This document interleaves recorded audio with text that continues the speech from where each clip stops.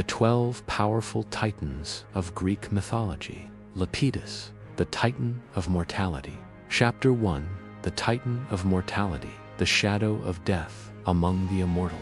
The birth of Iapetus from the union of Uranus, the sky, and Gaia, the earth, came forth the first generation of titans. Among them was Iapetus, a figure less radiant than Hyperion, less vast than Oceanus, and less cunning than Cous. Yet in him lay a power unlike any of his brothers, the dominion of mortality, pain, and the fragile thread of life itself. Where Hyperion embodied the brilliance of light and Crius held dominion over constellations, Iapetus symbolized the inevitable decline that followed creation. His name carried whispers of wounds, mortality, and the flaws that bound mortals to suffering. A titan unlike the rest. While other titans shaped the cosmos in moon, rivers, and stars, Iapetus's essence was bound to something far more somber. He was the titan of mortal limits, a force that governed decay, injury, and the certainty that life, no matter how strong, must one day end. For this reason, ancient poets later called him the piercer, the wound bringer. It was said that wherever Iapetus walked, shadows lengthened, and the vitality of creatures dimmed. Yet he was not cruel for cruelty's sake. He was balance, ensuring that immortality would not overrun the natural order. His place among the titans, though, Cronus ruled as the king of titans. Hyperion shone as the light, and Oceanus encircled the earth with rivers. Iapetus held his place as a somber reminder. Even titans must yield to fate. His presence unnerved both gods and mortals, for he represented what all feared in end. He stood often apart from his brothers, silent, observing the stars, the seas, and the rise of life upon the earth. To him, every beginning whispered of its end. Iapetus and craft. Beyond mortality, Iapetus was linked with skill and craftsmanship. Some claimed he guided the hands of mortals as they fashioned tools, weapons, and shelters. From his influence came the first cut of stone, the first sharpened blade, the first strike of hammer upon metal. But as with all gifts he bore, this too was double-edged. For tools could build as well as destroy, and weapons brought not only defense but also death. In this duality lay Iapetus's true nature. He was never purely destructive nor purely creative, but always both. The somber balance. As the golden age of the titans flourished, mortals began to walk the earth. They marveled at the light of Hyperion, drank from the rivers of Oceanus, and gazed at the constellations of Crius. Yet it was Iapetus's hand that gave them their limits. They grew old, they fell ill, their bodies failed them. Mortals learned of pain, and in their eyes Iapetus became both feared and respected, the titan who tethered them to reality. For without him, life might have no urgency, no meaning. Death, in its shadow, gave value to life's fleeting moments, foreshadowing the sun's. In the stillness of his domain, Iapetus dreamed of children who would carry fragments of his power into the next age. His line would not merely inherit mortality, but shape the destiny of gods and men alike. Atlas, the bearer of endurance. Prometheus, the forethinker, cunning and wise. Epimetheus, the afterthinker, foolish yet essential. Menoetius, the doomed, consumed by pride. Through them, the shadow of Iapetus would extend far beyond the fall of titans. The Titan of Mortality, defined and so, Iapetus stood among his brethren, silent yet vital. He was the reminder that even gods must reckon with fate, that even the strongest walls could crumble. that even the mightiest stars would one day burn out. He was not loved like Hyperion, nor admired like Oceanus, but his role was inescapable. The poets would later call him the Titan of mortality, and through him, the fragility of existence entered the world. The stage was set, and destiny stirred. For though the Titans ruled in splendor, the shadow of Iapetus whispered of their eventual fall. Chapter 2. The Brothers of Power, the Bonds and Rivalries of the Titans. The brotherhood of the first Titans in the dawn of time. When Uranus and Gaia gave birth to the Titans, 12 mighty figures emerged. They were more than siblings, they were the first rulers of existence itself. Among them, Iapetus stood shoulder to shoulder with brothers whose powers carved the fabric of reality. Cronus, the youngest yet most ambitious, destined to overthrow their father. Hyperion, radiant with light, master of the sun's brilliance. Crius, the lord of constellations, who fixed the stars in their courses. Oceanus, the vast river titan who encircled the world. Together they formed the pillars of the cosmos, each representing a fragment of existence. Yet, beneath this unity, tensions brewed, for power shared is power contested. Iapetus and Cronus, the king and the shadow of all his brothers. Iapetus's bond with Cronus was the most complex. Cronus was the blade that severed Uranus, the liberator of the Titans, and the one who would rule in their father's place. Yet for all his strength, Cronus needed the quiet balance of Iapetus. Iapetus was the reminder that even kings were not beyond fate. When Cronus took the sickle and struck down Uranus, it was Iapetus who whispered, "Even the hand that severs eternity shall one day be severed." Cronus dismissed these words, but the shadow of mortality followed him always. The radiance of Hyperion with Hyperion, Iapetus shared an uneasy respect. Hyperion's light stretched across the heavens, illuminating the world. He was admired by gods and mortals alike, while Iapetus dwelled in the somber corners of existence.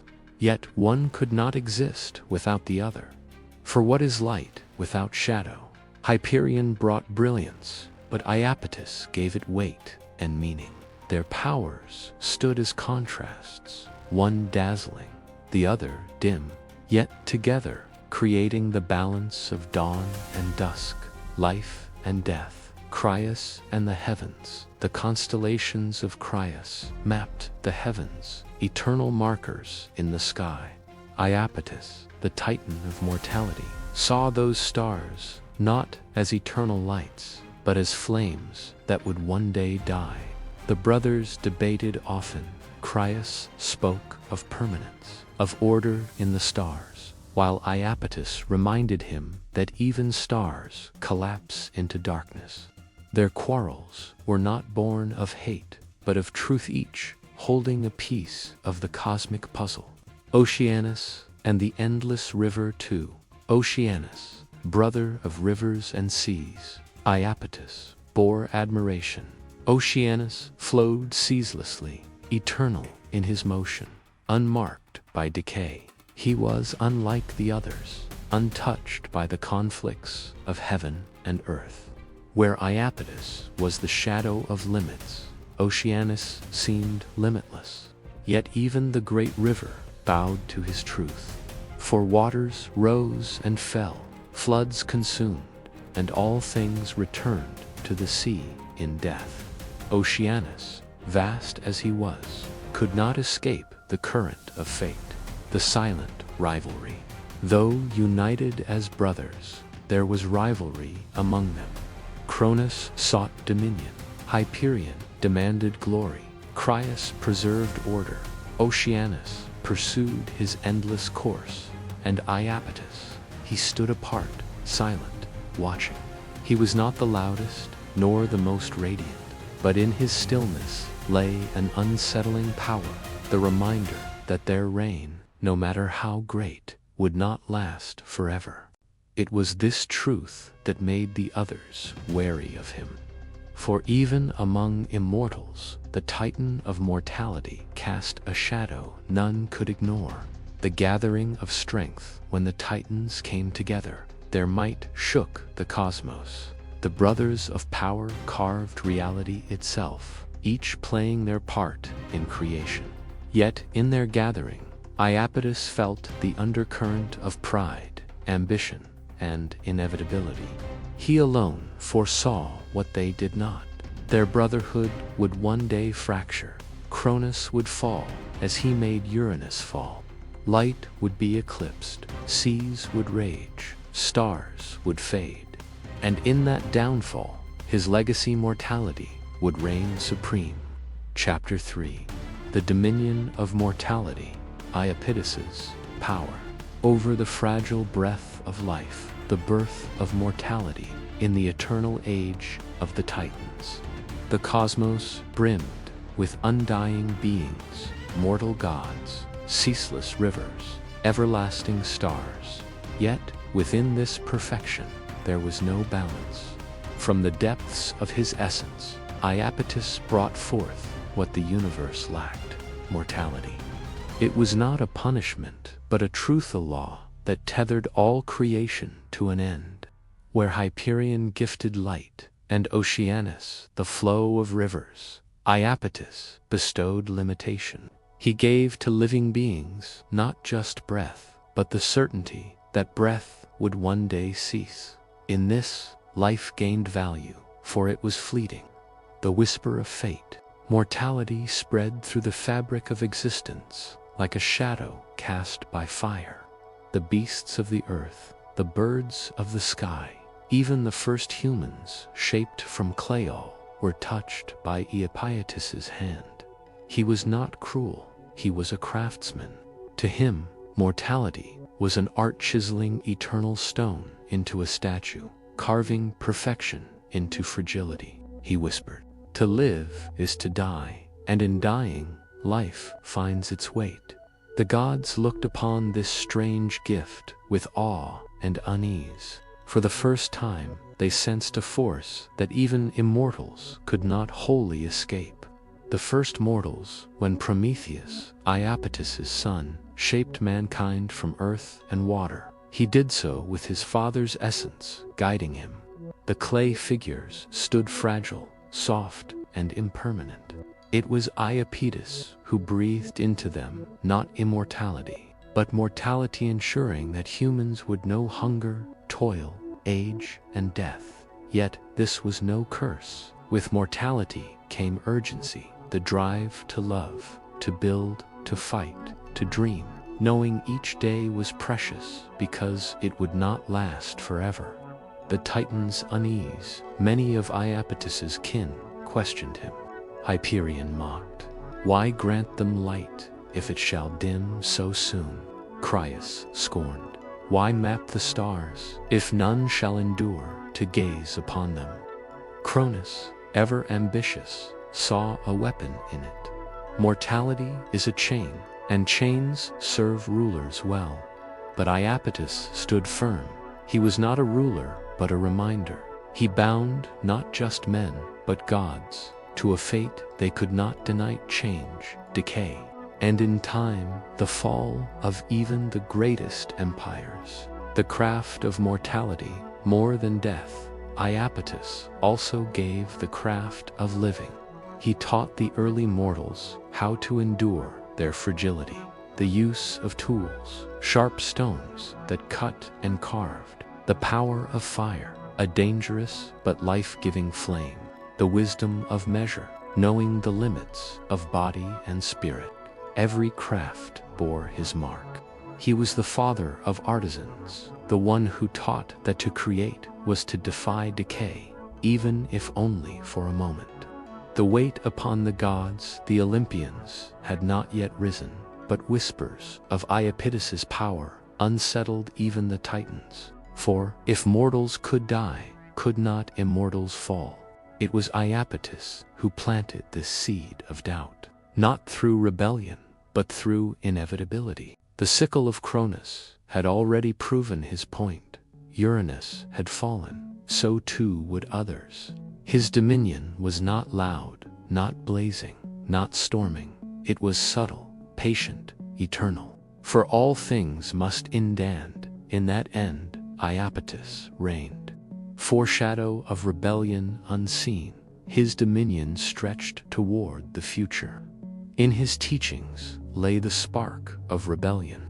In the tools and fire he inspired. Prometheus would later rise against Zeus. In the fragility he imposed, mankind would learn resilience and cunning. Iapetus, the Titan of mortality, did not merely carve death into the world. He carved struggle, innovation, and hope. For what greater legacy could there be than this? That every life, no matter how brief, seeks to shine against the endless dark. Chapter 4. The Sons of Iapetus, the legacy that shaped gods and men, the 4 sons of mortality, from the union of Iapetus and the Oceanid Clymene. Some say Asia, 4 sons were born. Each embodied a fragment of their father's dominion, carrying his shadow into the world. Together, they would shape not only the fate of mortals, but also challenge the will of Olympus itself. Their names were etched in myth: Atlas, the bearer of the heavens; Prometheus, the cunning benefactor of mankind; Epimetheus, the fool of hindsight; Menoetius, the arrogant rebel struck by Zeus's thunderbolt; Atlas, the strength of endurance. Atlas was the strongest, broad-shouldered and unyielding. He inherited from Iapetus the burden of mortality, not in frailty, but in endurance. He was destined to carry what others could not. When the great war of Titans and Olympians came, Atlas fought fiercely for Cronus. For his defiance, Zeus condemned him to hold the very heavens upon his shoulders, separating sky from earth. Atlas's fate was the perfect echo of his father's gift, not death, but the crushing weight of existence born eternally. Prometheus, the friend of man. Prometheus, whose name means forethought, was the most cunning of Iapetus's sons. Where his father gave mortality, Prometheus gave hope. He shaped mankind from clay, refining what his father had begun, and pitied their fragile lives. He taught them skills, crafts, and finally, the gift forbidden by Zeus: fire. This single act sparked defiance against Olympus, for fire was survival, invention, civilization itself. Prometheus became both savior and trickster, loved by men, hated by gods. His punishment, chained to a rock with an eagle devouring his liver. Each day was the cruel reflection of his father's truth. Every gift carries a price. Epimetheus, the folly of afterthought. Epimetheus, unlike his brother, lacked foresight. His name meant afterthought. To him, Iapetus gave a gentler, though flawed, fragment of mortality, the tendency to act first and understand later. When Zeus presented Pandora, the first woman, Epimetheus accepted her, despite Prometheus's warnings. In her jar lay countless evils: disease, toil, despair, which spilled into the world, striking every mortal. Yet at the jar's bottom remained one spark: hope, though Epimetheus's folly doomed mankind to suffering. It also ensured they would never be without resilience. In this way, even his weakness carried his father's mark: mortality, tempered by endurance. Menoetius, the doom of arrogance. Menoetius, the most violent of the 4, embodied hubris, reckless pride, and destructive wrath. In the Titanomachy, he charged with fury against the Olympians, seeking glory through defiance. Zeus struck him down with a thunderbolt, casting him into the depths of Tartarus. His fate was not endurance like Atlas's, nor cunning like Prometheus's, nor folly like Epimetheus's. It was destruction, the final face of mortality, when arrogance meets its end. The legacy of Iapetus, through these 4 sons, Iapetus's dominion, echoed louder than ever. He was not merely the titan of mortality, but the progenitor of forces that shaped mankind and challenged Olympus. In Atlas, he forged burden and strength. In Prometheus, cunning and defiance. In Epimetheus, folly and hope. In Menoetius, ruin and doom. The sons of Iapetus carried fragments of his truth into every corner of myth, proving that mortality is not one shape but many: burden, rebellion, error, destruction, and always resilience. Chapter 5. Prometheus and the Theft of Fire. The defiance that changed the fate of mankind, the plight of mankind in the earliest days. Mortals wandered the earth as fragile creatures, cold and defenseless. They lacked fire to warm their nights, to cook their food, to forge their tools. Though shaped by Prometheus's cunning hands, they were left weak compared to beasts and utterly at the mercy of gods. Zeus, now Lord of Olympus, looked upon mankind not with kindness but suspicion. He desired them to remain dependent, fragile, never daring to rise. To grant them fire, he decreed, would make them rivals to the gods, and so he forbade it. But Prometheus, son of Iapetus, gazed upon humanity with pity. He saw in their struggles the reflection of his father's truth. Mortality weighed heavily upon them, yet within them lay the spark of potential. The deception of the sacrifice. Before the theft came the deception. At Macon, Prometheus sought to trick Zeus during the division of sacrifices between gods and mortals. He took a great ox and divided it in 2. In one pile he placed the bones, hidden beneath glistening fat. In the other he placed the good meat, hidden beneath the ox's foul stomach. Prometheus offered Zeus the choice. The king of gods, deceived by the shining fat, chose the pile of bones. Thus, mortals would forever burn bones and fat to the gods, keeping the true nourishment for themselves. Zeus realized the trick, and his wrath burned. To punish mankind, he withheld fire entirely. The theft of fire. Prometheus would not stand idle. In secret, he crept into the very halls of Olympus.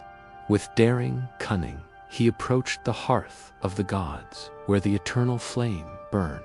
Taking a hollow fennel stalk, he lit its dry core with a spark from the divine fire. Concealing it within, he carried the flame down from Olympus and delivered it to mankind. The first fires roared to life on earth, crimson, golden, unstoppable.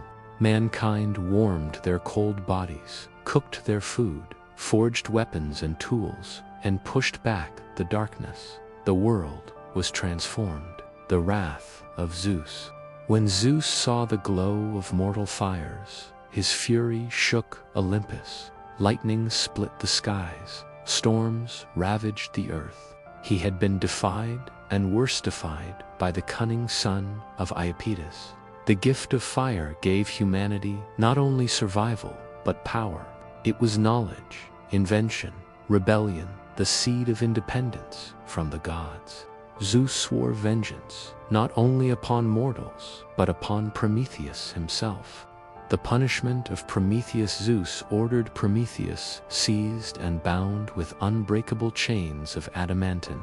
He was dragged to a lonely peak in the Caucasus Mountains, where the winds howled and storms raged. There he was shackled to the rock, his body pinned in eternal torment. Each day an eagle, Zeus's own bird, descended to tear at his flesh and devour his liver. Each night the wound healed, only for the torment to begin again. Prometheus endured without yielding. His defiance was eternal. his spirit unbroken, for he had given mankind the fire of freedom. The echo of Iapetus in this act, the legacy of Iapetus, burned brighter than ever. Mortality had bound mankind to weakness, but Prometheus turned that weakness into strength. Fire became the weapon by which mortals endured their father's gift. The theft of fire was not just rebellion against Zeus, it was the continuation of Iapetus's dominion. It proved that even gods could not cage the will of those who understood mortality's truth, that life, though fleeting, could blaze with brilliance. The prophecy, though Prometheus suffered, he held within him a secret Zeus feared above all, a prophecy that the ruler of Olympus would one day fall, as Uranus and Cronus had before him. And so the chained Titan became more than a rebel. He was a symbol, a reminder of the fate awaiting even the mightiest. Through his pain, he embodied his father's eternal throne.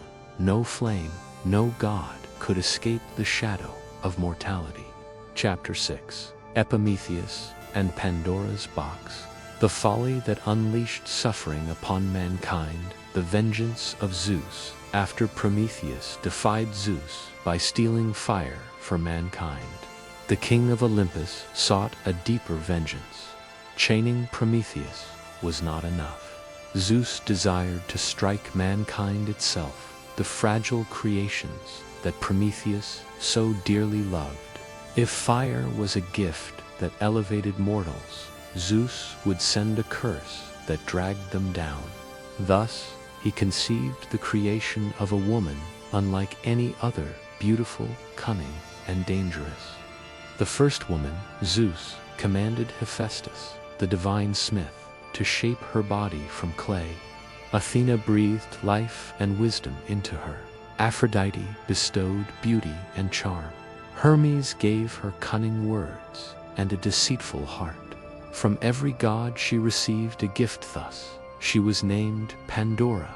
All gifted, but hidden within her perfection lay the purpose of her existence. She was Zeus's trap, the instrument of his revenge. The forbidden jar into Pandora's possession. The gods placed a great jar, later called a box by men.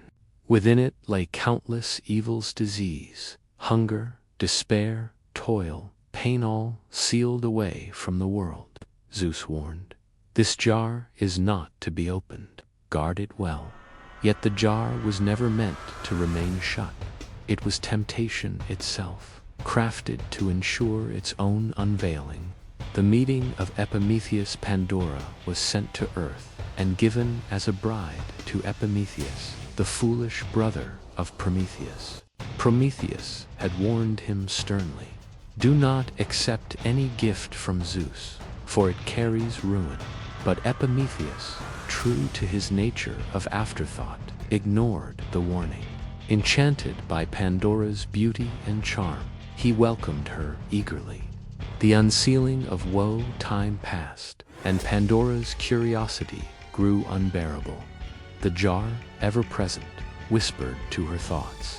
At last, unable to resist, she lifted the lid. In an instant, a dark storm burst forth. Plagues, sorrow, greed, envy, sickness, and death, all the afflictions that have haunted mankind ever since. They spread across the world like shadows, poisoning every corner of mortal life. Terrified, Pandora slammed the lid shut, but it was too late. All had escaped save for one thing. Hope remains at the bottom of the jar. A single force lingered. Though all manner of evils now plagued mankind, hope remained as their companion. It was fragile, fleeting, yet powerful enough to keep men from despair. Hope gave mortals the strength to endure suffering, to fight against their burdens, and to dream despite the certainty of death. Thus, even in Zeus's vengeance, the legacy of Iapetus endured. For in mortality there was pain, but also resilience. The lesson of Epimetheus through Epimetheus, the folly of afterthought, was revealed. His error brought ruin, yet in his error lay a strange truth, that mankind, though fragile and plagued, would not be utterly broken. Where Prometheus gave fire, Epimetheus's folly unleashed suffering. Yet together their acts completed the shape of humanity, creatures bound by weakness, yet forever striving to overcome. The shadow of mortality, the opening of Pandora's jar, was the echo of Iapetus's dominion. Mortality was not only the end of life, but also the struggle within life, the trials, the toils, the endless battle against despair. And in this, the sons of Iapetus proved their father's legacy true. Mankind was fragile, yet in fragility lay its strength. Chapter 7. Atlas and the Weight of the Heavens. The burden that could never be set down, the end of the Titanomachi. The great war between the Titans and Olympians shook the cosmos. Mountains crumbled, seas raged, the very earth trembled. On one side, Cronus and his Titan kin fought to preserve their reign. On the other, Zeus and the Olympians, young and furious, sought to carve a new order.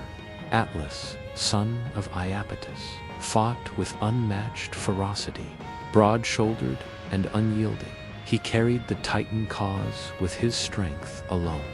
While others wavered, Atlas stood firm, an immovable force in battle, striking terror into the hearts of gods. Yet even his might could not halt the rise of Zeus. The Olympians triumphed, and the Titans were cast down. The judgment of Zeus. While many Titans were hurled into Tartarus, Zeus reserved a special punishment for Atlas. For his defiance and his unmatched strength, he was given a task no one else could endure. Zeus declared, "You shall bear upon your shoulders the vault of the heavens, so that earth and sky remain forever apart. You shall stand, unmoving, a pillar between realms, until the end of all things." Thus, Atlas was bound not by chains, but by the very fabric of the cosmos. The weight of the sky, the heavens crashed down upon him, not metaphor, but reality. Atlas stood at the edge of the world, his knees bent beneath the immeasurable weight of the sky. His arms trembled, his muscles strained, yet he could not rest, could not falter.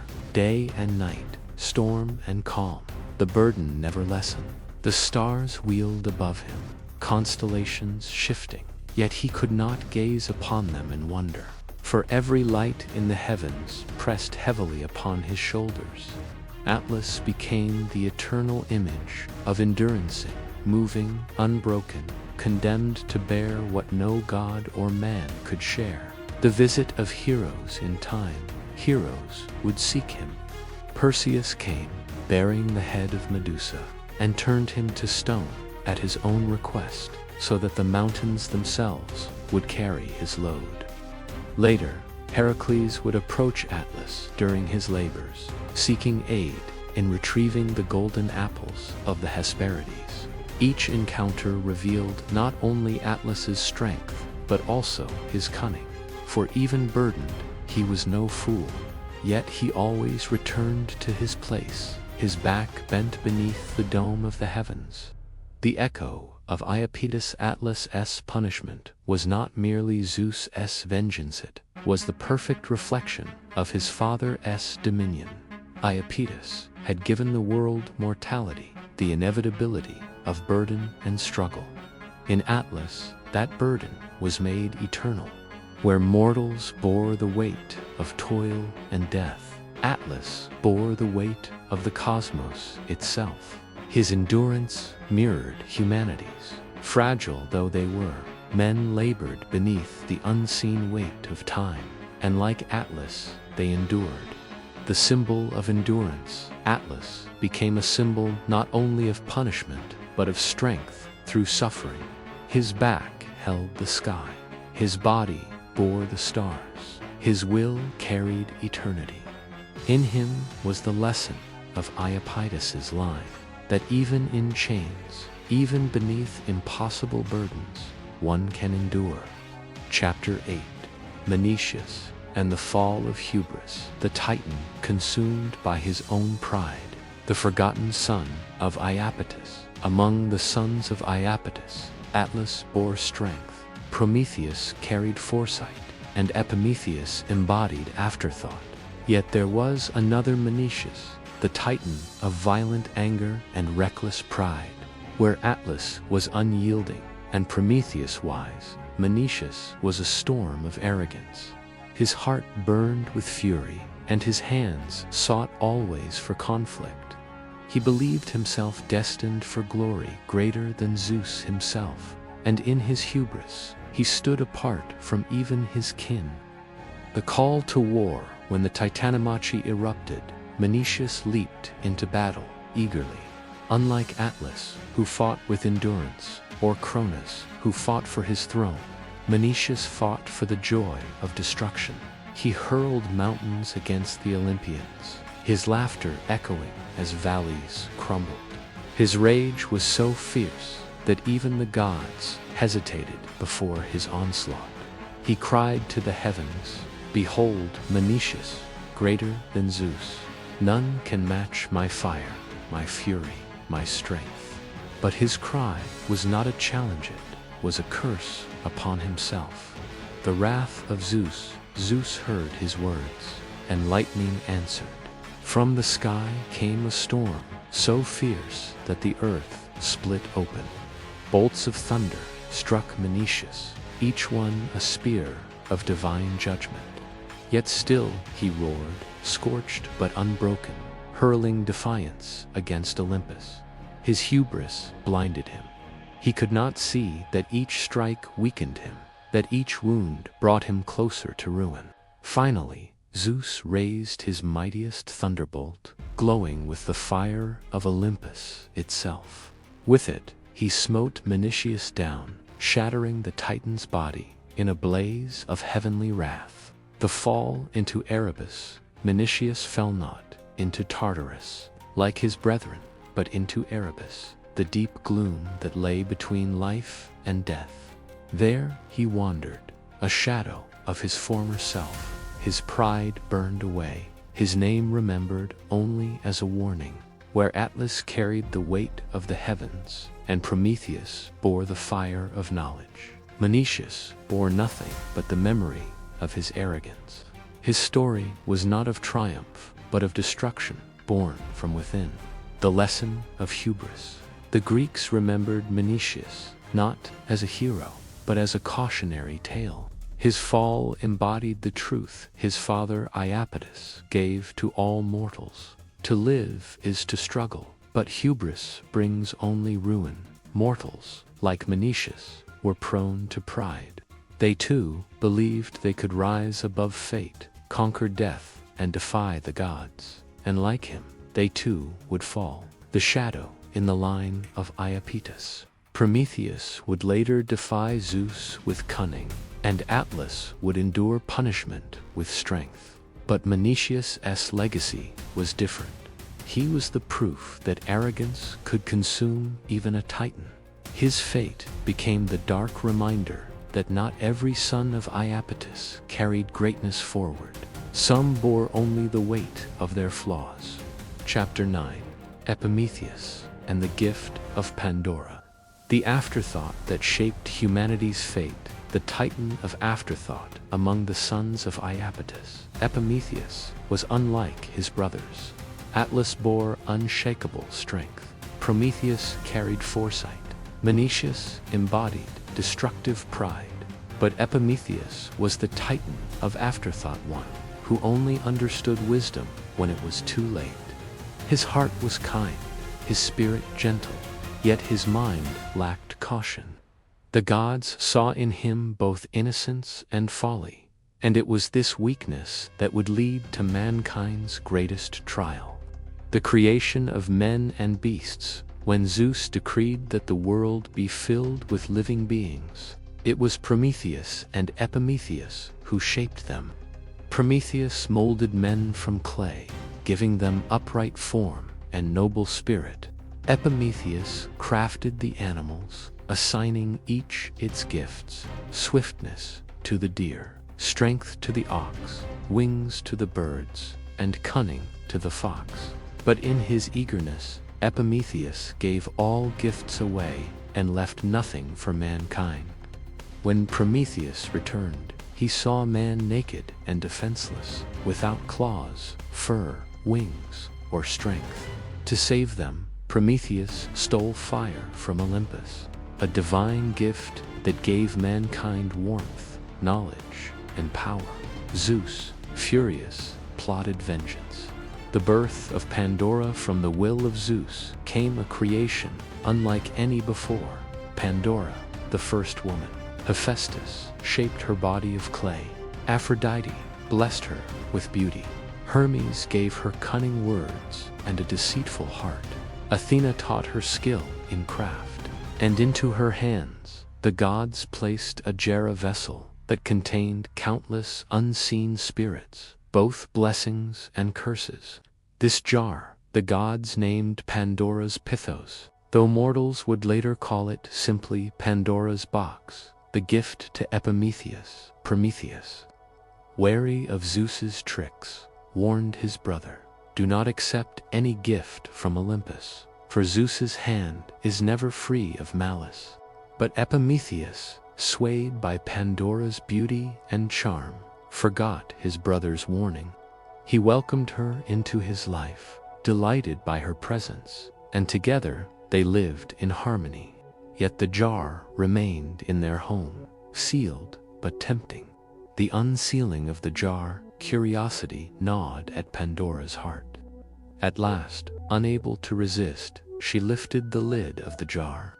From it burst forth a storm of unseen terrors. Disease spread its shadow across the earth. Greed and envy whispered into men's hearts. War and famine followed in their wake. Sorrow and death descended upon mankind.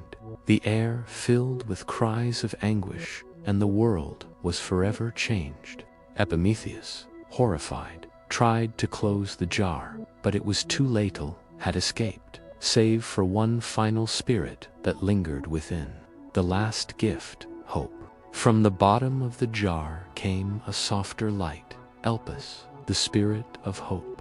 Though men now knew suffering, they also carried within them the strength to endure it. For in every sorrow there remained the possibility of joy, and in every defeat the promise of renewal. Thus, even in his folly, Epimetheus had not doomed mankind entirely. His afterthought left humanity with the most fragile yet enduring gift of all hope. The legacy of Epimetheus Prometheus was remembered for defiance, Atlas for endurance, Menoetius for ruin. But Epimetheus was remembered for his error that reshaped the destiny of humankind. Through him, the Greeks explained why the world held both beauty and suffering, why joy was shadowed by grief.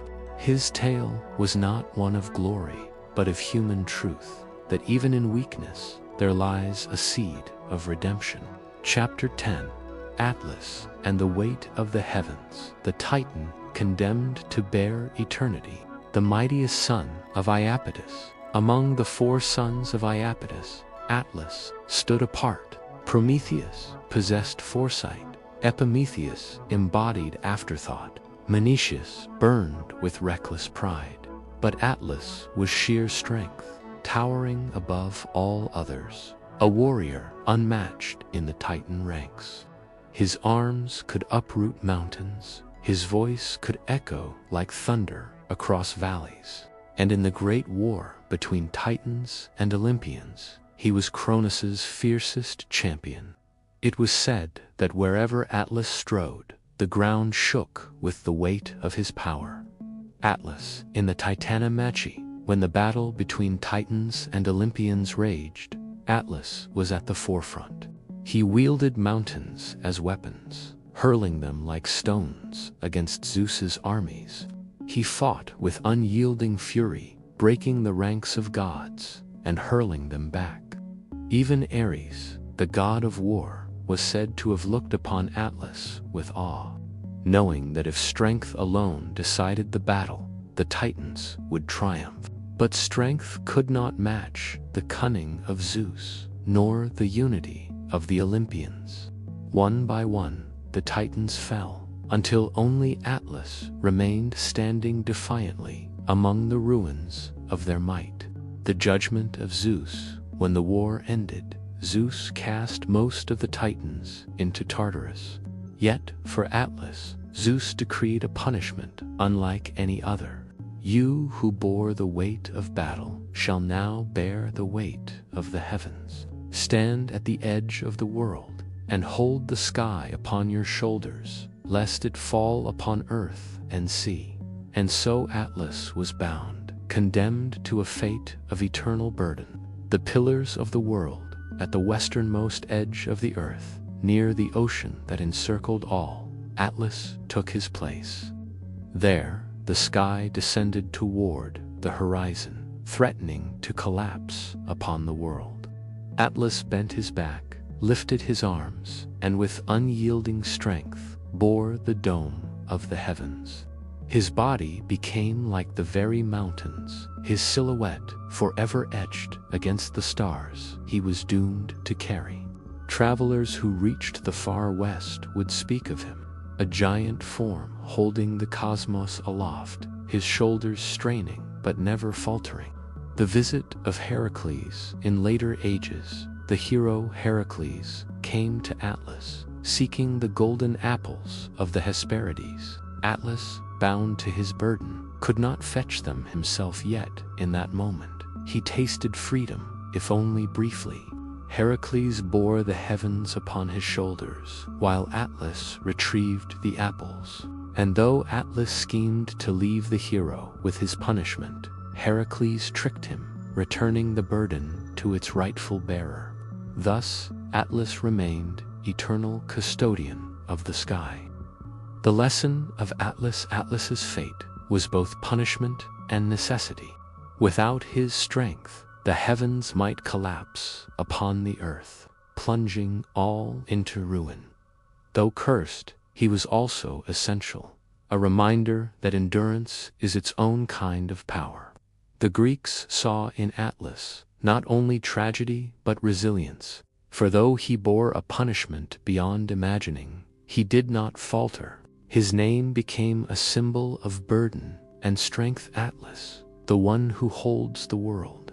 The enduring image, even in later ages when maps were drawn and globes created, the figure of Atlas appeared, carrying the earth upon his shoulders. Though the myth told of the heavens, not the earth, the image endured an eternal sign of unyielding strength beneath impossible weight. Atlas became more than a titan. He became a symbol of the struggle that never ends, the endurance that defines existence, and the burden that, though heavy, is never dropped. Chapter 11. Prometheus, the firebringer, the titan who defied the king of gods, the titan of forethought of all the sons of Iapetus. Prometheus was the wisest. His name meant forethought, for he could see not only the present, but the shadow of what was yet to come. Where his brother, Epimetheus, acted without caution, Prometheus planned with care. When the gods and titans shaped the world, Prometheus's heart turned not to war nor glory, but to mortals, frail beings of clay, born without claws, wings, or fangs. He saw in them not weakness, but potential. Yet he also knew that without aid, mankind would perish in the cold shadow of the gods. The theft of fire, Zeus, fearing the rise of mortals, forbade the gift of fire. Fire was sacred, belonged to Olympus alone, the source of craft, knowledge, and power. But Prometheus defied him. Descending from Olympus, he crept into the forge of Hephaestus and stole a single spark hiding it within the stalk of a hollow reed. Carrying it down to earth, he placed it into mortal hands, and with fire, mankind was transformed. They cooked their food and survived the winter's chill. They forged weapons and tools from bronze. They gathered around hearths, building the first flickers of civilization. The world glowed with the light of Prometheus's rebellion. The wrath of Zeus. When Zeus saw fire burning upon the earth, his fury shook Olympus. The king of gods could not abide such defiance. He struck down Prometheus's creations with plagues and suffering, yet still they clung to fire, refusing to yield. So Zeus turned his punishment upon the Titan himself. The binding of Prometheus on the desolate peaks of the Caucasus Mountains. Prometheus was chained by Hephaestus with unbreakable bonds of adamant. Each day, an eagle, the great bird of Zeus, descended upon him. With talons sharp as spears, it tore open Prometheus's flesh and devoured his liver. And each night, as darkness fell, the wound closed, and the liver grew whole again, only for the torment to return with the dawn. Thus, day after day, age after age, Prometheus endured a suffering without end, the secret of Zeus's doom. Yet Prometheus held within him a secret, the knowledge of a prophecy. For he knew that Zeus himself was fated to face downfall, and only Prometheus could reveal the path that would spare him. Though chained and torn by the eagle, Prometheus refused to speak. His defiance was greater than his pain. His silence itself became an act of victory, for even in bondage he held power over the king of gods. The coming of Heracles at last, after countless generations, the hero Heracles came to the Caucasus. With his bow, he slew the eagle and shattered Prometheus's torment. Zeus allowed it, for by then he needed Prometheus's wisdom to avert his doom. Prometheus, though freed, remained marked by his suffering, a Titan who had paid with agony for the fire of mankind. The legacy of Prometheus to mortals. Prometheus was no mere Titan, he was their champion, the one who gave them the spark of life, knowledge, and craft. His name lived on as the symbol of defiance against tyranny, the guardian of human progress, and the martyr of eternal suffering. Prometheus's fire was more than flame, it was the light of thought, of art, of civilization itself. Though Zeus was king, it was Prometheus who became eternal in the memory of humankind. Chapter 12. The legacy of Iapetus and his sons: mortality, hubris, endurance, and the spark of humanity. The Titan father of mortals, Iapetus, though not as famous as Cronus or Oceanus, was remembered as the Titan of mortality and craft. His bloodline carried a destiny that touched both gods and mortals, shaping the very essence of the human condition.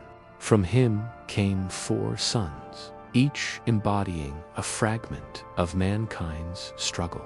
Atlas, the weight of endurance; Prometheus, the gift of foresight and rebellion; Epimetheus, the folly of afterthought; Menoetius, the ruin of reckless pride. Their stories were not merely myths, but mirrors held up to the face of humanity. Atlas, the weight of burden.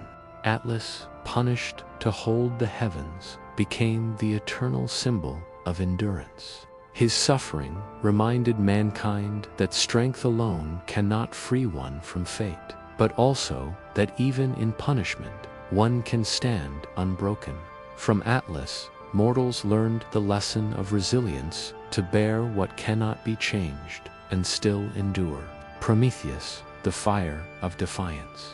Prometheus, chained for gifting fire, became the champion of humanity.